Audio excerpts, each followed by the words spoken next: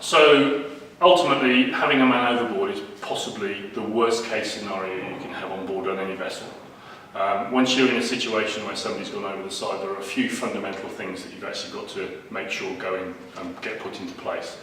First being, you have to identify where the casualty is. Now, you might do that through several different ways. First one is the Mark 1 eyeball, actually looking at where the casualty went in the water. Second one might be using a man overboard button on a GPS or something like that. Coming up with a method so that you actually know where the casualty is, because if you can't get back to the casualty, you will never ever be able to recover them. Once you've got yourself into a situation whereby you're confident you're going to get back, you then have to look at how you're going to recover that person from the water. Now, using the Jonbuoy Recovery Module is probably the ultimate way of recovering somebody. It's a unit that can be deployed when the person goes overboard. When it inflates, it creates a much bigger target for you to look at and look for.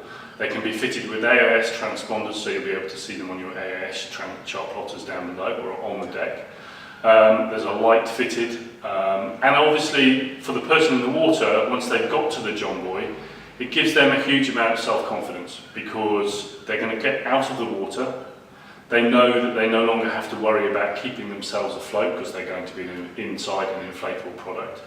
And they're going to be in a situation where they're going to be a lot more confident that they're going to be rescued. And obviously, once the vessel gets back alongside the casualty in the Jonbuoy then comes into its own, and it's one of the very, very few man overboard recovery systems that allows the person and the unit itself to all be lifted out of the water at the same time.